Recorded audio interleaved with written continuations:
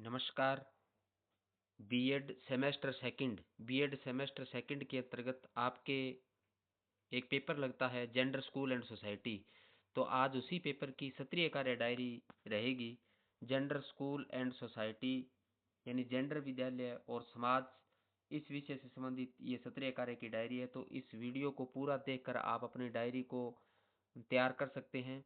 इसलिए यदि आपको डायरी पूरी तैयार करनी है, अच्छी तरह से तैयार करनी है, बगैर किसी गलती के तैयार करनी है, तो इस वीडियो को पूरा देखें, स्किप नहीं करें।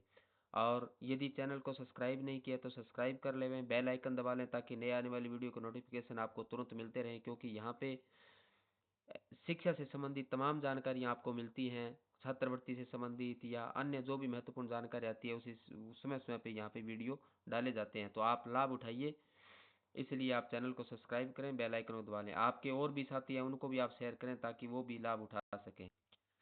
चलते हैं आज की डायरी। पहले पेज पे आपको प्रमाण पत्र बनाना है। जिस प्रकार यहाँ पे प्रमाण पत्र बनाया गया है तो आपको इसी प्रकार प्रमाण पत्र तैयार करना है। तो इसी पहले पेज पे आप प्रमाण पत्र बना लें। उसके बाद आगे नेक्स्ट पेज पे अपने चलते हैं। तो ये आपका प्रमाण पत्र, नीचे जो आपका शेष पार्ट है वो इस प्रकार आ जाएगा। आप इस प्रकार प्रमाण पत्र पूरा कर लेंगे। उसके बाद सेकंड पेज पे आपको इंडेक्स बनाना है।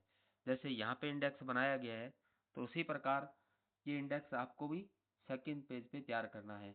इसमें 3 कॉलम रहेंगे, क्रम संख्या का, टॉपिक नाम और आगे पेज संख्या। तो यहाँ जिस प्रकार आपका पहला टॉपिक है भारत के विकास में महिलाओं की भूमिका, तो इसी प्रकार आप इस टॉपिक को लिखिए और आगे कितने पेज से कितने तक कार्य किया तो यहाँ पे पेज दर्शा दीजिए, मेंशन कर दीजिए। उसके बाद सेकंड टॉपिक का आ जाएगा महिलाओं को शिक्षा में समान अवसर भारत के परिप्रेक्ष्य में। ये भी इसके आगे पेज नंबर आ जाएंगे। इसके बाद नेक्स्ट यहाँ से कार्य शुरू होता है, भारत के विकास में महिलाओं की भूमिका। ये पहला टॉपिक आपको दिया हुआ है, तो इसी टॉपिक पे आपको काम करना है। यहाँ से आपका टॉपिक स्टार्ट होता है, भारत के विकास में महिलाओं की भूमिका। यानी भारत विकास में महिलाओं की भूमिका अत्यंत महत्वपूर्ण और बहुआयामी रही है। वे न केवल परिवार की आधारशिला है बल्कि सामाजिक, आर्थिक, राजनीतिक और सांस्कृतिक क्षेत्रों में प्रगति में अहम भूमिका निभा रही है। इसके बाद आर्थिक विकास में भूमिका आती है। तो इस प्रकार आप आर्थिक विकास में भूमिका आप लिख लोगे। इसके बाद नेक्स्ट पेज पे अपने चलते हैं,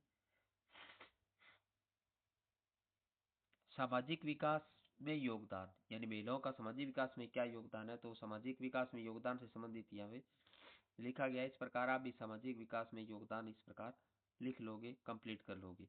उसके बाद नेक्स्ट चलता है राजनीतिक क्षेत्र में भागीदारी। यानी महिलाओं की राजनीतिक क्षेत्र में क्या भागीदारी है, तो उसी प्रकार आप भी यहाँ राजनीतिक क्षेत्र में भागीदारी अच्छी प्रकार से तैयार कर लोगे। उसके बाद आगे नेक्स्ट पेज पे चलते हैं, शिक्षा और स्वास्थ्य क्षेत्र में योगदान। महिलाओं का शिक्षा और स्वास्थ्य क्षेत्र में क्या योगदान है, तो उससे संबंधित यहाँ पे लिखा गया है। तो यहाँ शिक्षा और स्वास्थ्य क्षेत्र में योगदान भी आप अच्छी प्रकार से यहाँ लिख लें। उसके बाद विज्ञान और तकनीकी में योगदान।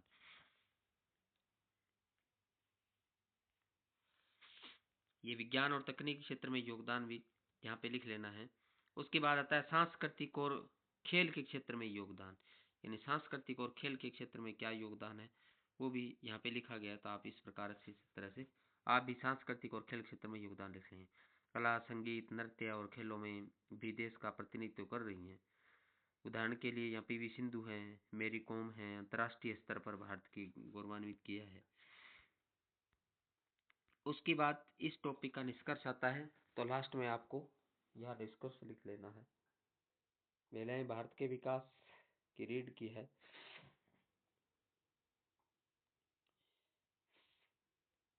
इसके बाद आगे चलते हैं अपने नेक्स्ट दूसरे वाले टॉपिक पे, महिलाओं को शिक्षा में समान अवसर भारत के परिप्रेक्ष्य में।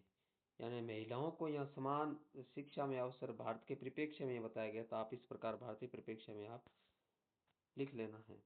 इसके बाद आगे वाले पेज से इस टॉपिक स्टार्ट होता है। यहाँ पे शीर्षक है महिलाओं को शिक्षा में समान अवसर भारत के परिप्रेक्ष्य में। तो भारत में महिलाओं के लिए शिक्षा में समान अवसर न केवल एक सामाजिक आवश्यकता है बल्कि यह एक संवैधानिक अधिकार भी है। पिछले कुछ दशकों में महिला साक्षरता और शैक्षणिक भागीदारी में महत्वपूर्ण सुधार हुआ है। हालांकि ग्रामीण और शहरी क्षेत्रों के बीच अब भी बड़ा अंतर मौजूद है। उसके बाद नीचे आता है संवैधानिक, यानी संवैधानिक और कानूनी प्रावधान आते हैं। तो संवैधानिक और कानूनी प्रावधान क्या है? भारतीय संविधान में महिलाओं पुरुषों के समान शिक्षा और अवसर प्रदान करने की गारंटी देता है। तो इस प्रकार ये यहाँ पे आप भी इसी प्रकार इसको तैयार कर लोगे। उसके बाद नेक्स्ट पेज पे चलते हैं। अनुच्छेद 14, यानी संविधान के आर्टिकल 14 के अंतर्गत यहाँ पे कानून के समानता का अधिकार प्रदान करता है, जो लिंग के आधार पर किसी भेदभाव को रोकता है। उसके बाद अनुच्छेद 15 1 2 और 15 1 और 2 3 राज्य को लिंग के आधार पर भेदभाव करने से रोकता है और महिलाओं के उत्थान के लिए विशेष प्रावधान करने की शामिल करता है। उसके बाद अनुच्छेद 21 है। अनुच्छेद 21 के 6 से 14 वर्ष की आयु के सभी बच्चों, लड़कियों सहित के लिए मुफ्त और अनिवार्य शिक्षा को मौलिक अधिकार बनाता है। अनुच्छेद 46 राज्य के कमजोर वर्गों विशेषकर महिलाओं को शिक्षा को आर्थिक स्थिति को बढ़ावा देने का निर्देश देता है। तो इस प्रकार आप लिख लो। उसके बाद नेक्स्ट पेज पे अपने चलते हैं। सरकार ने लड़कियों के नामांकन को बढ़ाने और ड्रॉप आउट करने को कम करने के लिए कई पहल की है। सरकार के द्वारा योजनाएं आती हैं। बेटी बचाओ बेटी पढ़ाओ, बाल लिंग अनुपात में सुधार और लड़कियों की शिक्षा सुनिश्चित करने के लिए 2015 में शुरू की गई एक प्रमुख योजना है। उसके बाद सुकन्या समृद्धि योजना है। सुकन्या समृद्धि योजना। उसके बाद कस्तूरबा गांधी बालिका विद्यालय आते हैं। वंचित वर्गों में लड़कियों के लिए उच्च प्राथमिक स्तर पर आवासीय स्कूल प्रदान करता है। उसके बाद आगे नेक्स्ट आता है नई शिक्षा नीति NEP 2020। इसमें लिंग समावेश कोष के गठन का प्रस्ताव भी है इसके अंतर्गत, और लड़कियों की 100% नामांकन दर सुनिश्चित की जा सके, इस प्रकार का ये प्रावधान है। छात्रवृत्ति और प्रोत्साहन है। कई राज्यों में 10वीं पास करने पर या उच्च शिक्षा के लिए वित्तीय सहायता जैसे 15,000 रुपए से 1 लाख तक के विभिन्न लाभ दिए जाते हैं। वर्तमान स्थिति और साक्षरता दर। साक्षरता दर में भी वृद्धि है। 1951 में महिला साक्षरता दर मात्र 8.7 थी, जो 2011 की जनगणना के अनुसार बढ़कर 65.46 हो गई है। इसी प्रकार नामांकन आता है। प्राथमिक स्तर पर लड़कियों का सफल नामांकन अनुपात अब लड़कों की तुलना में अधिक है, जो एक सकारात्मक संकेत है।